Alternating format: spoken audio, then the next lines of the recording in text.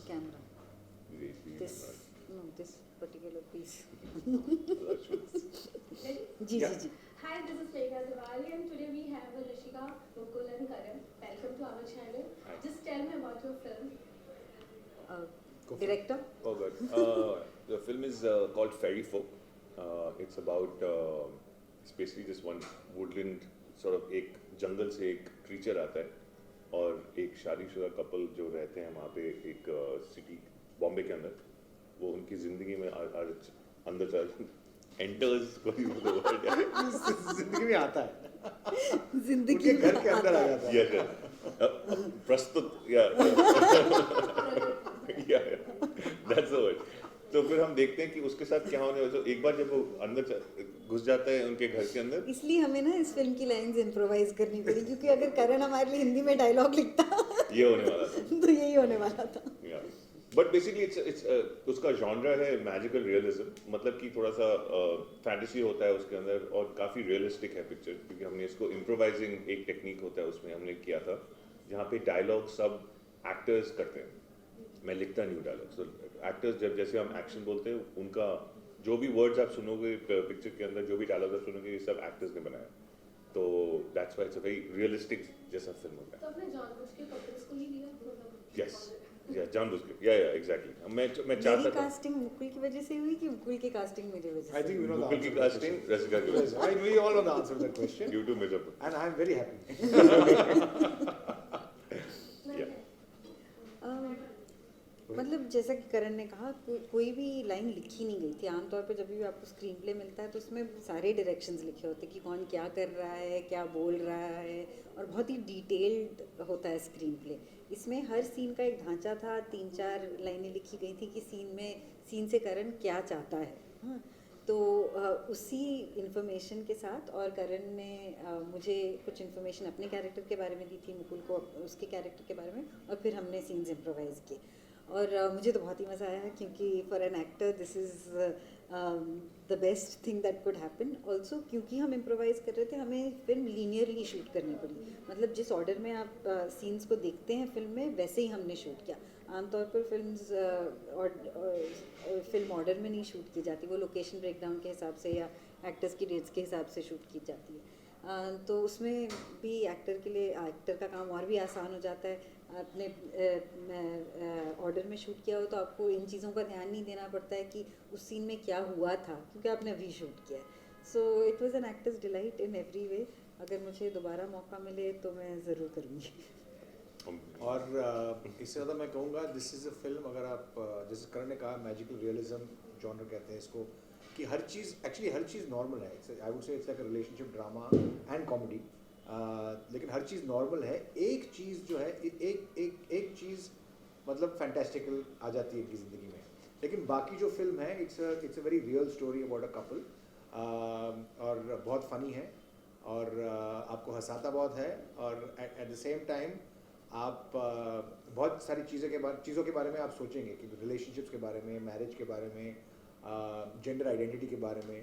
तो it's a touching film also but humour के ज़रिए से. इसके पहले भी आप तीनों ने एक साथ काम किया है इन दोनों ने. हाँ हम दोनों ने हाँ तो वो कैसा था, वो कैसे आया आपके पास, एक आपके पास वो कैरेक्टर जो भी था. पहली हाँ, फिल्म पहली हमने एक फिल्म की थी 2011 में क्षय. किसी कॉमन फ्रेंड ने मुझे करण से इंट्रोड्यूस कराया था और करण ने कहा मेरे पास ये फिल्म है, पैसे नहीं है लेकिन तुम सेंट्रल रोल है, तुम करना चाहोगी. और उस समय मेरे पास काम ज़्यादा नहीं था. मैंने बोला सेंट्रल रोल मिल रहा है ज़रूर करूँगी. तो बिल्कुल ही इंडिपेंडेंट फिल्म थी. हम लोग शूटिंग पे जब जाते थे तो वो करण के बाइक पे जाते थे.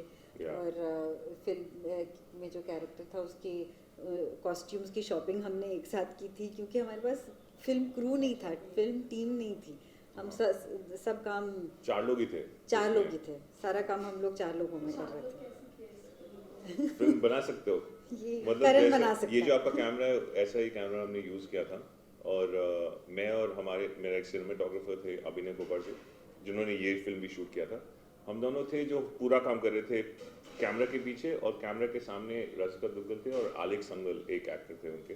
तो इन दोनों ने सामने का एक्टिंग सब किया था और पर उसी के साथ हमने किया था और वो अच्छी मतलब एंड में जाके हमने वो फेस्टिवल में भी हम लेके गए थे, हमने थिएट्रिकल रिलीज भी किया था और नेटफ्लिक्स पे भी थी और अमेज़न पे भी, तो अच्छा था। कई बार ऐसा भी हुआ था कि जब आलेख का शॉट चल रहा था तो मैं थर्मोकोल लेके खड़ी थी, जब मेरा शॉट चल रहा था आलेख थर्मोकोल लेके खड़ा था। बिल्कुल इंडी फिल्म में ये सारी एक्सपीरियंसेस हो जाती है, आप सब डिपार्टमेंट्स का काम सीख लेते हैं। इस फिल्म में भी ऐसा कुछ था? नहीं, इस फिल्म में हमारे पास 10 लोग थे, अपग्रेड हो गया हमारा सिचुएशन। हमारे पास पैसे थे, ये नहीं कि बहुत वो मतलब इतना कम, वो इतना बुरे दिन नहीं थे तब, मतलब वो बुरे दिन भी नहीं थे। हाँ एनीवे अच्छा जी।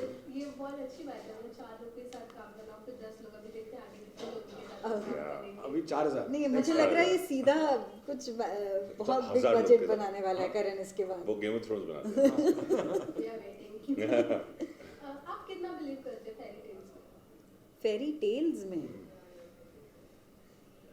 बिलीव तो नहीं, मैं- लेकिन इंटरेस्टिंग कहानियाँ हैं और बचपन से सुनते आए हैं, तो एक तरह से वो हमारी बचपन का हिस्सा भी है, तो फैसिनेटिंग है, इमेजिनेटिव है और हाँ, तो पसंद है, कहानियाँ सुनना और पढ़ना पसंद है। नहीं, मैं वही कहूँगा, बहुत बहुत मतलब इंटरेस्टिंग कहानियाँ हैं। और एक चीज़ है कि मतलब फेरी टेल्स के ज़रिए से, मतलब जो मैजिकल क्रीचर्स हैं या जो मतलब जो चीज़ें जो नॉर्मल दुनिया में नहीं होती हैं, उनके ज़रिए आप काफ़ी कुछ बोल सकते हो जो आप नॉर्मल कहानियों में नहीं बोल सकते हो।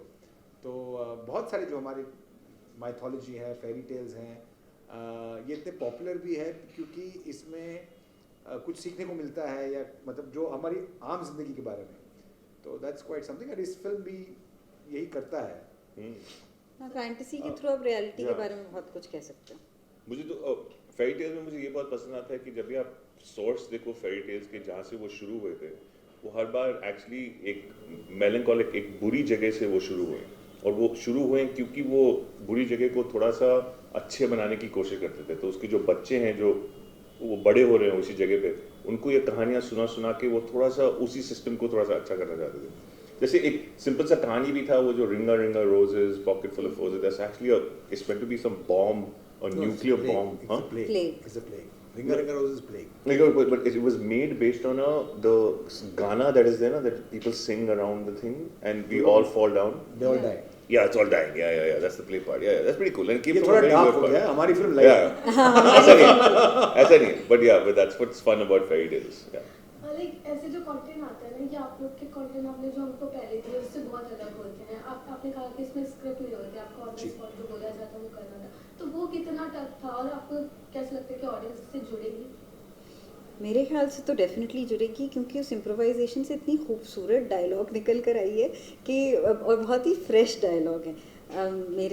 मेरा मानना है कि डायलॉग राइटिंग बहुत मुश्किल काम है, और कई बार अच्छे डायलॉग लिखने की, जब लोग अच्छा डायलॉग लिखने जाते हैं तो उसको बहुत साफ और बहुत लॉजिकल बना देते हैं।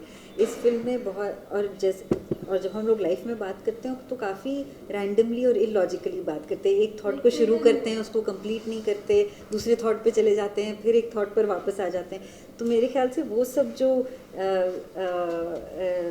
इलॉजिकल चीज़ें हैं वो इस फिल्म के डायलॉग में मौजूद हैं, और ऑडियंस को ये डायलॉग बहुत ही फ्रेश और रिलेटेबल लगेगा। बिल्कुल मतलब जो आपने पहले पूछा, आई एग्री कि मतलब ऑडियंस को ये, क्योंकि ऐसे डायलॉग्स को लिख नहीं सकता है, वो पॉसिबल ही नहीं है। बहुत सारे लोग बात कर रहे हैं, कभी कभी 2 लोग साथ में बात कर रहे हैं वगैरह। जो आप पूछ रहे थे इससे पहले कि क्या ये टफ था, नहीं, एक तरह से बहुत आसान हो गया था एक्टर के लिए, क्योंकि ये मतलब जैसे करण ने हमें काफ़ी छूट दी कि आप, ये सीन है, ये सिचुएशन है, आप अपने कैरेक्टर में हो और आप ऐसे ही रिएक्ट करो जैसे आपका कैरेक्टर रिएक्ट करेगा। ये कुछ बोला नहीं कि आप इस पॉइंट पे जब मैं एक्शन बोलूँ यहाँ से, मतलब आप चलो और फिर इधर बैठ जाओ 3 सेकंड बाद, फिर इधर देखो, ये सब कुछ था ही नहीं। आपको जो करना है कर लो, वो कवर कर लेंगे। कैसे किया इन्होंने मुझे पता नहीं, लेकिन कैमरा डिपार्टमेंट, साउंड डिपार्टमेंट, क्योंकि टेक्निकल टीम के लिए खास करके ये बहुत मुश्किल हो जाता है कि अगर पता ही नहीं कि एक्टर कहाँ जा रहा है तो उसके लिए लाइटिंग कैसे करो, उसमें फोकस कैसे ठीक पकड़ो। और ये भी नहीं कि अगर उन्होंने सीन में लिखा है कि ये होने वाला है सीन में, वैसे लिखते थे सीन के बारे में कि ये सीन में ये होगा, बस वही लिखते थे। बस ये नहीं कि मतलब ये 2 मिनट का सीन है तो 2 मिनट में ख़त्म करके दे दो, या फिर ये 45 सेकंड का सीन है तो आप 45 मिनट में ये कर, क्योंकि फिर वो बहुत फोर्स लगेगा। वो नेचुरल नहीं लगेगा। तो मतलब वो एक्शन बोलते थे, हमारे टेक्स बड़े लंबे थे, हम आराम से जैसे जो नेचुरल लगे उस तरीके से हम चलते गए। कुछ टेक्स तो 20-25 मिनट के भी थे। फिर बाद में मतलब एडिट करने का मतलब उसका हेडेक उनके ऊपर था। करण ने 2 साल एडिट किया ये फिल्म, हमें बहुत कोसा उसने एडिट टेबल पे। मगर इस पिक्चर का भी वही खेल ही उसका एडिट पे ही है, तो उसको आपको जितना आप टाइम लगा सकते हो एडिटिंग पे उतनी अच्छी पिक्चर बन जाती है। तो अगर आप नॉर्मल प्रोड्यूसिंग वाले एनवायरनमेंट पे बड़ी स्टूडियो में जाकर अगर ऐसी पिक्चर बनाओगे तो उनकी जैसे डेडलाइन की जो चीज़ें हैं, आप डेडलाइन के साथ बहुत मुश्किल से बनती है ऐसी पिक्चर, क्योंकि आपको कभी कभी लगता है कि जैसे अगर हमारे पास थे 3,500 मिनट का फुटेज, 3,500 मिनट का फुटेज को 100 मिनट में आपको लगाना है। अब आप जैसे कर सकते हो, आप जितना टाइम लगा सकते हो, आपको हर लाइन का हर रिएक्शन देखना पड़ेगा, कभी कभी रिएक्शन कहीं और से जोड़ के कहीं पे और डालना पड़ेगा, वो सब भी करना पड़ता है उसमें, तो टाइम लगता है इसके लिए। इनके लिए अच्छा है। हाँ, हम लोग का काम आसान हो गया, इसका और मुश्किल है। ये फिल्म पार्ट 3 थी जियो मामले की, जी। ऑडियंस ने भी बहुत जी। प्यार किया। अब 1 मार्च में बिग स्क्रीन पे आ रही है, तो आप कितने ज़्यादा एक्साइटेड हैं या नर्वस है इसके लिए? मैं तो बहुत एक्साइटेड हूँ, मैं तो चाहता हूँ कि आए और बहुत लोगों को पसंद आए, और ऐसी पिक्चर भी बहुत कम लोगों को देखने के लिए मिलती है, स्पेशली थिएटर वाले एनवायरनमेंट में। तो मैं तो बहुत I am waiting to see how the reaction will be. जब भी कोई काम रिलीज़ होता है मुझे तो एक्साइटमेंट ही होती है, क्योंकि मेरा काम तो ख़त्म, अब इसके आगे तो मैं और कुछ कर नहीं सकती, ये मेरे कंट्रोल में है नहीं। तो I think I am also curious कि ऑडियंस कैसे रिस्पॉन्ड करेगी। मुझे लगता है बहुत डिफरेंट फिल्म है, तो लेकिन ह्यूमरस है और बहुत सारी सीरियस चीज़ें बहुत ह्यूमरस तरीके से कह जाती है, तो I think the audiences will really like it. ये हम काफ़ी टाइम से वेट कर रहे हैं, क्योंकि ये फिल्म पहले बनी थी, फिर लॉकडाउन हुआ, करण को काफ़ी टाइम लग गया एडिट करने में। लेकिन जब भी मैं इस फिल्म के बारे में किसी से बात करता हूँ, तो क्योंकि ये अजीब मतलब ये इम्प्रोवाइजेशन तरीका है हमारा, तो बहुत लोग बहुत इंटरेस्टेड है कि ये फिल्म देखने के लिए। अब हर बार पूछते हैं मुझसे कि कब रिलीज़ होगी ये फिल्म। ये फिल्म काफ़ी फेस्टिवल्स पे मतलब गई, सिडनी, शिकागो, मामी वगैरह। तो हर बार जब हम पोस्ट करते थे, फिर भी लोग मैसेज करते थे कि कब देख सकते हैं, थिएटर में कब आ रही है। तो काफ़ी टाइम से लोग पूछ रहे हैं, और मैं बहुत एक्साइटेड हूँ कि फाइनली अब लोग देख पाएंगे इस फिल्म को। लास्टली मैं आपसे जानना चाहूँगी कि बहुत टाइम से लोग मिर्ज़ापुर सीज़न 3 का वेट कर रहे हैं, तो कुछ अपडेट्स हैं? मिर्ज़ापुर सीज़न 3 बहुत जल्द रिलीज़ होने वाली है, मुझे डेट नहीं पता, लेकिन thank you to all the fans कि वो इतनी देर से वेट कर रहे हैं और इतनी लॉयली हमें फॉलो कर रहे हैं, और हर बार यही सवाल पूछते हैं, तो बहुत अच्छा लगता है। ओके, लास्टली फैंस को क्या मैसेज देना चाहेंगे for this film? Please watch Fairy Folk on 1st of March in the theatres. Exactly the same thing. Please watch Fairy Folk. Yeah. बहुत अच्छा लगेगा आपको। ऐसी पिक्चर आपने कभी देखी नहीं, और आप बहुत हंसेंगे। हाँ, thank you so much. Thank you. Thank you इतना